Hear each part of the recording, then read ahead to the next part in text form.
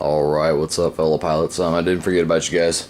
I know I promised a few of you of a couple videos coming here in the comments where you asked for some questions and stuff like that, so I will have those coming.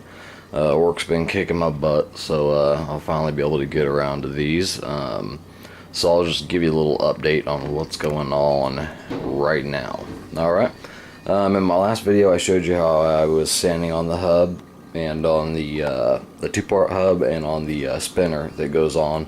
I got those sanded good, true, straight, and that blade is just straight as an arrow when looked at it from a side angle.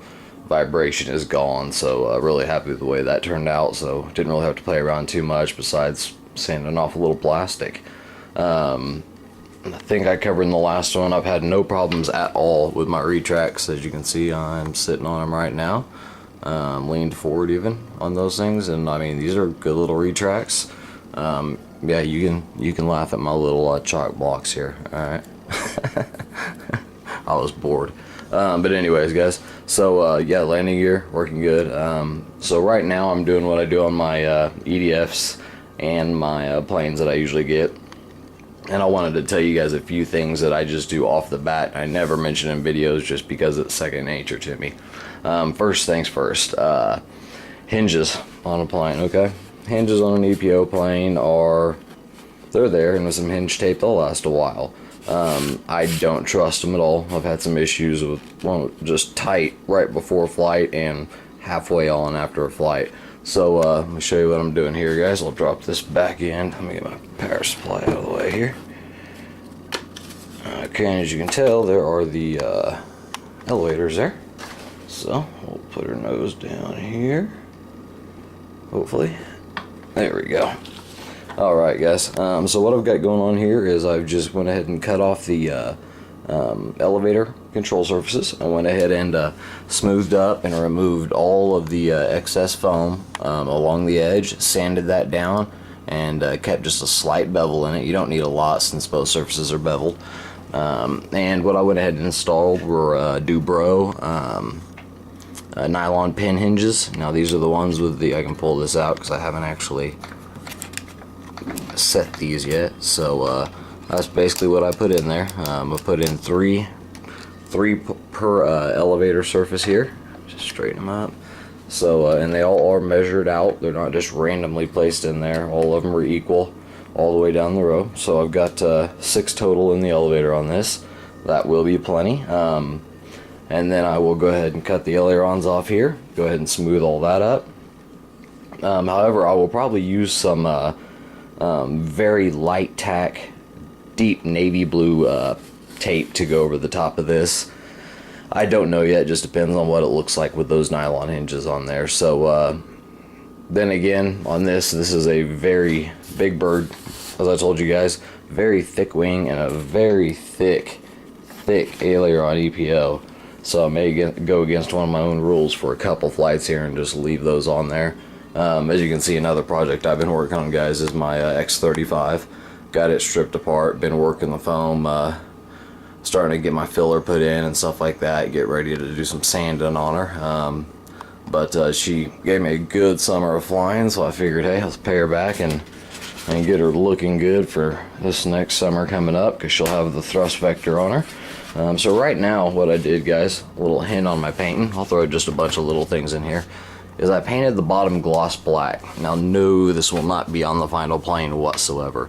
But the reason I do this is because it makes it a lot easier to go in here and find out places you may have had tape, stickers, the paint is peeled, wear, tear, anything like that. With gloss black, it is very, very easy to see every spot of the foam that, you know, is scuffed up, has that rough look to it. Not just, you know, necessarily the rough look, but just as important, at least to me, are the dull looking areas, okay, where the grass or something like that might have caught it. So it is flat black for a reason, or it is gloss black for a reason. It will not stay that way, guys. It is going to have the traditional, now this is the X35, not the F35. This is the prototype, the first version that was made and flown. This one is not a vertical takeoff Not meaning in the sense of an RC vertical takeoff, but just not that style of model. So right now I've got her all ripped apart. Got all control surfaces, ailerons there, and then the huge tails are both off, getting nylon Dubros installed in them as well. I flew them on Radio South Pro CA hinges this summer. Really happy with them, but started to notice some pulling on some of the hinges, so went ahead and decided to cut those out and go ahead and put the nylon pin hinges in. But yeah, she's coming along. Got a lot of little work to do to her. You know, little foam areas here that took a beating. You know, just your typical areas. The cockpit is completely covered with a real nice canopy I've customized, so that's no worry. But you know, guys, stuff like that where I had a little decal, you know, I'll go over that with some Hobby Light filler, sander out, primer up, throw a gloss over, then throw a couple coats of primer, and start painting her up, and those little spots will disappear like they've never been there. And then I'll go ahead and put back in my panel lines by either airbrush or by probably just a micro tip brush, and just get her looking nice, ready for next summer. Go ahead and re-glass the nose here. This actually has just a regular foam nose cone, but I went ahead and followed the contour lines, blocked everything off, and glassed the nose at the beginning of this year. She only took one hard hit on the nose, and that glassing did its job. Not a dent in that nose, so really good with that. So she's going to be real happy with the Delta 15 E-Flight ducted fan running on 4, possibly 5S. And we'll have the full RC Lander thrust vectoring system on her. I've already got it over there in part of the hobby shop there. So yeah, she'll be ready to go too, guys.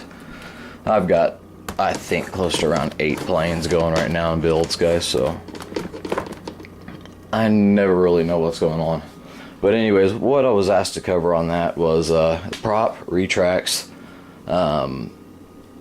as far as what I'm going to do with the wing, as far as whether it's just screw it like the manual says, glue it, what I'm going to do there, all that'll be covered in the video tomorrow.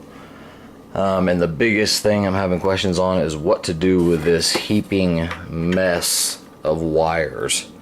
How to organize these right, you know, stuff like that. Everybody does it different. I have my own way. So, you know, I'll be doing it because I'm running little extras off my receiver. I've got a ferrite capacitor here that is a 16 volt 16 volt 3300 ferrite capacitor, so that'll really help keep it charging there. But now I got to find room for that. Still, what has to go in here is a Castle Creations BEC, so I still got to make room for that. The old speed control that's in there, which is a 65 amp Airfield, is going to come out, and I'm going to replace that with a let's see, 65 or 70 amp Castle Creations. The motor, I love the motor so far on this thing. It is awesome. Retracts seem really good as long as you take care of them and keep them on concrete, not on grass and hard runways. So real happy with her. And you know, if the weather would permit, you know, I could have her out maiden this weekend, but that's not going to be happening here in good old Kansas. Nice and blowy, freezing, cold, so all that fun stuff. So that's where I'm at, guys. Getting the videos made for you. I'll get them edited up and posted up for you best I can as soon as possible. But so I'll have those videos coming, guys, mainly on the wing. I'll have a video coming on that. Another big one will be on the wires.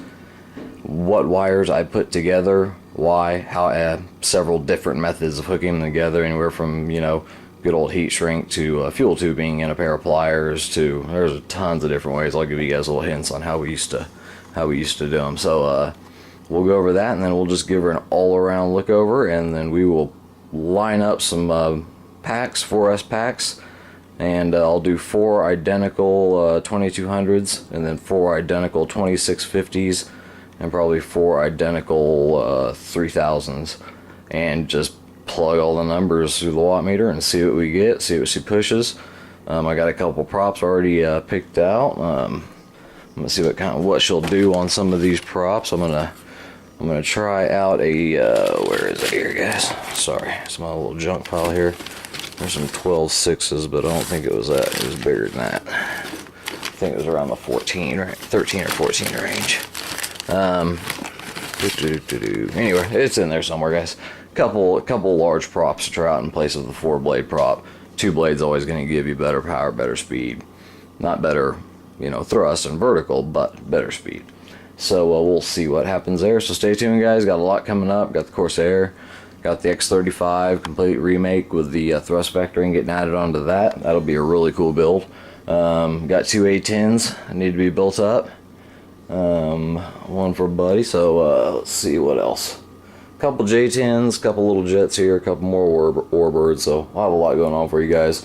Plus I've got some custom stuff going right now too with EPP. So we'll see how that turns out. So thanks for listening to me blab, guys, and just letting you know what's going on. If you have any questions, comments, emails, anything you guys know, just hit me up. Need any videos done on anything, just let me know. I'll be more than happy to share with you everything that I know, and if I don't know it, trust me, I got a good group of RC friends, and I will help you find out. So thanks for checking it out, and this is what's to come, as well as a new plane on its way. I'm not gonna tell, but I guarantee you guys will love it. So stick around and check out the vids tomorrow or this weekend sometime. Thanks, guys.